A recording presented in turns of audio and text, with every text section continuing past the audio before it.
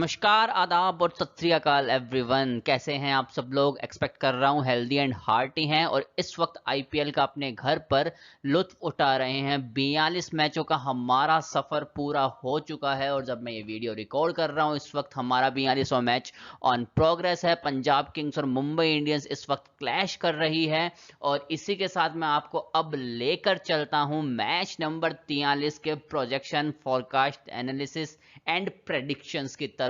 Match number 43 खेला जाने वाला है यहाँ पर राजस्थान रॉयल्स और रॉयल चैलेंजर्स बेंगलोर के बीच में। राजस्थान रॉयल्स जो कि पहले मैच में एक शानदार नेल बिटिंग फिनिश करके कमबैक कर रही थी, लेकिन पिछले दो मैच में मिडिल ऑर्डर के कोलैप्स की वजह से राजस्थान रॉयल्स यहां पर खुद को थोड़ी सी मुश्किल परिस्थितियों में देख रही है। हालांकि पॉइंट टेबल में वो मुंबई इंडियंस, पंजाब किंग्स के साथ में थोड़ा सा स्ट्रगल कर रही है फोर्थ स्पॉट के लिए, लेकिन अगर उनका मिडिल ऑर्डर का कोलैप्स यूं ही चालू रहेगा तो हर बार की तरह राजस्थान रॉयल्स को कुछ खास यहां पर नहीं मिलेगा। वहीं बात करें रॉयल चैलेंजर्स बेंगलोर की दोस्तों, तो इन्होंने भी पिछले 3 मैच में एक ही जीत हासिल की है, लेकिन जो पिछली जीत इन्होंने मुंबई इंडियंस के खिलाफ हासिल की थी उनसे इनका कॉन्फिडेंस काफी ज्यादा बढ़ गया होगा। हर्षल पटेल की हैट्रिक हो, चाहे मैक्सवेल का ऑलराउंड प्रदर्शन हो जिसमें उन्होंने 50 भी मारी, उन्होंने 2 विकेट्स भी लिए और पूरे के पूरे आरसीबी को बैकफुट से फ्रंट फुट की तरफ ले आए थे, तो उस विन की वजह से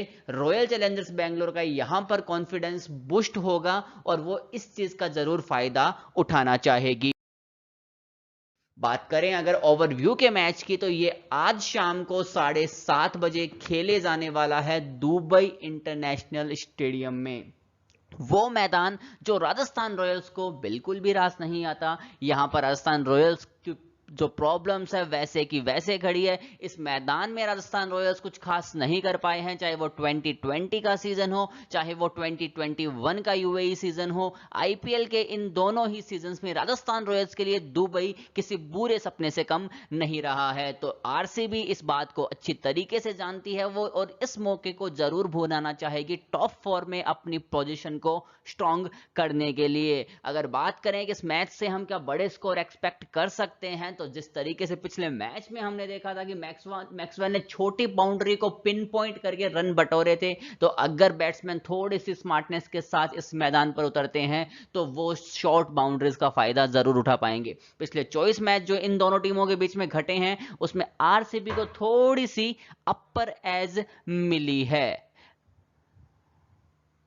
मुकाबलों में बात की जाए अगर पिछले 5 मुकाबलों की, तो पिछले 5 में से 3 मुकाबले आरसीबी ने जीते हैं, और पिछले 3 मुकाबलों की बात की जाए तो पिछले 3 मुकाबलों में आरसीबी ने राजस्थान रॉयल्स को मुंह से पटकनी दी है। तो यहां पर आरसीबी का कॉन्फिडेंस इस वजह से भी बूस्ट होगा क्योंकि हमें याद है पिछला मुकाबला जहां देवदत्त पद्दिकल ने सैकड़ा जड़ दिया था राजस्थान रॉयल्स के खिलाफ। अगर बात करें पिच रिपोर्ट और की प्लेयर्स के यहां पर एनालिसिस की, तो पिच फास्ट बॉलर्स को असिस्ट करता है, और वैसे भी राजस्थान के स्पिनर्स इस आईपीएल 2021 के लैग में कुछ खास कर नहीं पाए हैं। सिर्फ 6 ही विकेट राजस्थान के स्पिनर्स झटक पाए हैं। राहुल तेवतिया के स्पिन में उधार नजर नहीं आ रही। श्रेयस गोपाल जो इनके की स्पिनर्स हुआ करते थे अब तक आईपीएल 2021 के सेकंड लेग में दिखाई नहीं दिए। मैं आपको बता दूं कि श्रेयस गोपाल ने एबी डिविलियर्स और विराट कोहली को खासा परेशान किया है। अब तक के उनके जितने भी मुकाबले हुए उनमें जहां विराट कोहली की स्ट्राइक रेट श्रेयस गोपाल के सामने सिर्फ 107 की रही है, वहीं एबी डिविलियर्स भी कुछ खास स्ट्राइक रेट नहीं रखते। 115 के आसपास उनकी स्ट्राइक रेट रहती है श्रेयस गोपाल के अगेंस्ट, और वो स्पिनर उन दोनों को लगभग 7 से 8 बार डिसमिस कर चुका है। तो ये फैक्ट यहां पर संजू सैमसन के दिमाग में होगा कि उनके स्पिनर्स इस तरीके से अच्छा कुछ कर नहीं पा रहे। जयदेव उनादकट ने पिछले मैच में कुछ खास नहीं किया, तो वो यहां पर सोचेंगे कि यहां पर श्रेयस गोपाल को वो सीधे प्लेइंग 11 में वापस खेलने का मौका दें। अगर की प्लेयर्स की बात की जाए राजस्थान रॉयल्स के लिए, तो यशस्वी जायसवाल बैट से अच्छे फॉर्म में है, 30-35 रन का कंट्रीब्यूशन दे रहे हैं, और राजस्थान उम्मीद करना चाहेगी उनसे कि वो कुछ बड़ा इस मैच से लेके आए। संजू सैमसन उनके स्कीपर अच्छा खेल रहे हैं, पिछले दोनों मैचों में 50 जड़े हैं, 70-80 रन हर मैच में बना रहे हैं, ऑरेंज कैप होल्डिंग में सेकंड नंबर पर है, तो इसलिए उनको भी हम यहां पर मोस्टली पिक्ड फैंटेसी प्लेयर्स में रख रहे हैं। चेतन साकरिया की बात करें तो पिछले मैच में 10 ओवर्स के बाद भी उनको गेंदबाजी करने के लिए लाया गया था। उनके गेंदबाजी के फिगर्स अगर देखें तो वो शायद सही कहानी नहीं बयां करते हो, लेकिन उनकी काफी प्रभावी गेंदबाजी रही थी अंतिम 10 ओवरों में। आरसीबी की तरफ से अगर टॉप फैंटेसी प्लेयर्स देखे जाए तो विराट कोहली बल्ले से अच्छी फॉर्म में है, टॉप ऑर्डर में ओपनिंग पे आके देवदत्त पद्दिकल का अच्छा साथ दे रहे हैं। मैक्सी जैसा तो भाई साहब कोई है ही नहीं। पिछले मैच में उन्होंने अपने हाई प्राइस टैग को जस्टिफाई कर दिया था। और यूजी चहल की बात करें तो यूजी चहल ने जिस तरीके से पिछले मैच में गेंदों पर अपनी अंगुलियां, अपनी कलाइयां घुमाई थी, उससे बैट्समैन को काफी परेशानियां झेलनी पड़ी थी। अगर इस तरह से आगे बढ़े तो स्कोरिंग पैटर्न और हेड टू हेड्स की बात करें तो 96 मैचेस खेले गए हैं इस मैदान पर, 56 दफा जीती है दूसरी बार बैटिंग करने वाली टीम। यानी चेजिंग यहां पर थोड़ा सा इजी रहता है। लेकिन अगर पिछला मैच देखा जाए तो उसके अकॉर्डिंग पहले बैटिंग करने वाली टीम को फायदा मिला था। हाईएस्ट स्कोर इस ग्राउंड पर 219 रन है, लोवेस्ट स्कोर है यहां पर 59 लाहौर कलंदर्स का। टॉप परफॉर्मर्स की बात करें इन दोनों टीमों के बीच में, जब जब ये दोनों आमने सामने आई है, विराट कोहली ने 554 रन लड़ रखे हैं दोस्तों राजस्थान रॉयल्स के अगेंस्ट, और एबी डिविलियर्स है दूसरे नंबर पर 484 रनों के साथ। तो इस तरीके से हम देख सकते हैं कि इन दोनों को राजस्थान रॉयल्स काफी पसंद आती है। लास्ट 3 मैचों की मैं बात करूं, जैसे कि मैं आपको पहले ही बता चुका हूं कि बेंगलोर ने बहुत बुरी तरीके से राजस्थान को हराया था पिछले 3 मैचों में। तो इस वजह से राजस्थान उतरेगा यहां पर उन मैचों का बदला लेने। वहीं बेंगलोर चाहेगा कि टॉप 4 में अपनी पोजीशन को और सॉलिड करे। अब हम देखते हैं कि ये दोनों टीमों के अगर इन मंसूबों के साथ खिलाड़ी उतरते हैं तो इन दोनों टीमों के खिलाड़ियों को मिलाकर बेस्ट 11 क्या होती है। आइए देखते हैं मेरे साथ यहां पर बेस्ट 11, हमारी ड्रीम टीम 11। टीम प्रेडिक्शंस की बात कर रहे थे हम यहाँ पर दोस्तों, तो सेफ टीम की बात करते हैं। सबसे पहले हमारी सेफ टीम अगर हम देखें तो विकेट कीपिंग सेक्शन में मेरे पास कुछ नाम हैं। संजू सैमसन के अलावा यहाँ पर कोई भी रिलायबल विकेट कीपिंग का ऑप्शन आपके पास नहीं है, तो इनको ही आपको अपनी सेफ टीम का पार्ट बनाना पड़ेगा। हालांकि पिछले 2 मैचों की इनकी परफॉर्मेंस देखा जाए तो इनको कोई भी प्लेयर अपनी टीम से बाहर नहीं करना चाहेगा। बैटिंग की बात करें, बैट्समैन की बात करें तो बैट्समैन मेरी यहाँ पर प्लेइंग 11 का में जगह पाएंगे। उनमें विराट कोहली आते हैं, उनमें आते हैं मेरे मिस्टर 360 डिग्री अब्राहिम डिविलियर्स। मैं मेरी टीम में यहाँ पर सेलेक्ट करता हूँ एविन लुइस को, सीपीएल के हाईएस्ट रन गेटर थे। पिछले मैच में कुछ खास नहीं कर पाए थे, लेकिन इनका पहला मैच आईपीएल का राजस्थान रॉयल्स की तरफ से काफ़ी अच्छा गया था। यशस्वी जायसवाल यहाँ पर काफ़ी प्रॉमिसिंग नज़र आ रहे हैं पिछले कुछ मैचों से, उनके बैट से हम कुछ रन्स एक्सपेक्ट कर सकते हैं। इसी के साथ मैं भरोसा जता रहा हूँ यहाँ पर वापस यंग महिपाल लोमरोर पर। पिछले मैच में थोड़ी सी एवरेज परफॉर्मेंस ज़रूर थी यहाँ पर महिपाल लोमरोर की, क्योंकि यहाँ पर जो पिच आपकी थी वो काफ़ी बैट्समैन को असिस्ट नहीं कर रही थी, बॉलर्स उन पर पूरा का पूरा दबदबा बनाकर बैठे थे, इसलिए महिपाल लोमरोर को अपने हाथ खोलने को नहीं मिले थे।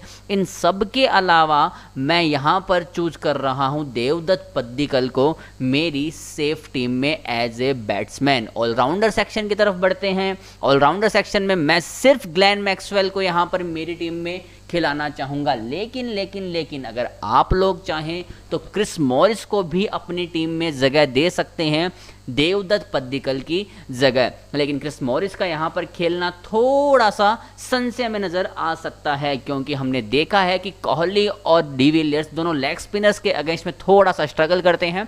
तो क्रिस मॉरिस की जगह तबरेज सामसे को भी कल राजस्थान मौका दे सकती है, लेकिन ये फाइनल 11 में पता चल पाएगा कि क्रिस मॉरिस और तबरेज सामसे में से कल कौन खेल रहा है। बॉलर्स की बात करते हैं। बॉलर्स पे जो मेरे पास नाम है उनमें से मैं मुस्तफिजुर रहमान को मेरी प्लेइंग 11 में जगह दूंगा। उनके कटर्स जो हैं इस पिच पर काफ़ी इफेक्टिव रहे हैं और इसका पूरा का पूरा फायदा राजस्थान रॉयल्स वापस उठाना चाहेंगी। चेतन साकरिया मेरी टीम में यहाँ पर खेलेंगे और मेरी टीम में इन दोनों के अलावा मैं मौका दूंगा यहाँ पर युजवेंद्र चहल को। तो इस तरीके से दोस्तों आपको मेरी स्क्रीन पर दिख रहे हैं 11 चेहरे जो कि आपकी सेफ टीम का पार्ट बनते हैं। और इस 11 चेहरों में से अगर आपको कैप्टन वाइस कैप्टन चूज करना हो तो कैप्टन के लिए मैं मेरी सेफ चॉइस के रूप में रखता हूँ यहाँ पर देवदत्त पद्दिकल को, और मैं वाइस कैप्टन के साथ जाना चाहूँगा यहाँ पर हमारे wicket keeping batsman Sanju Samson के साथ। तो इस तरीके से ये 11 चेहरे आपको देखने को मिल रहे हैं मेरी स्क्रीन पर। इन 11 चेहरों को मैं मेरे कैप्टन वाइस कैप्टन पद्दिकल और सैमसन के साथ आता हूँ। लेकिन अगर आप पद्दिकल को रिप्लेस करते हैं क्रिस मॉरिस से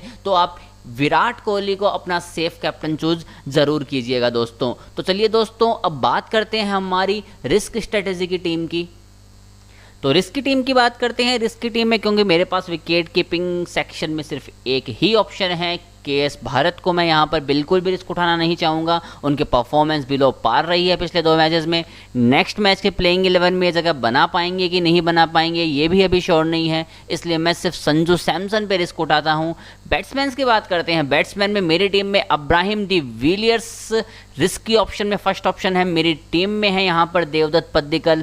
मैं रिस्क उठाता हूँ यहाँ पर लायम लिविंगस्टोन के साथ, और मैं रिस्क उठाता हूँ यहाँ पर एविन ल्यूइस पे। अगर आप चाहें तो लायम लिविंगस्टोन को रिप्लेस कर सकते हैं यहाँ पर यशस्वी जायसवाल से। ऑलराउंडर सेक्शन की बात करते हैं। चलिए ऑलराउंडर सेक्शन की बात करें तो मेरे पास जो बड़े नाम हैं, ग्लेन मैक्सवेल मेरी टीम में होंगे, और मैं यहाँ पर रिस्क उठाना चाहूँगा राहुल तेवतिया पर, क्योंकि यहाँ पर राहुल तेवतिया पिछले 2 मैचों में कुछ खास नहीं कर पाए हैं।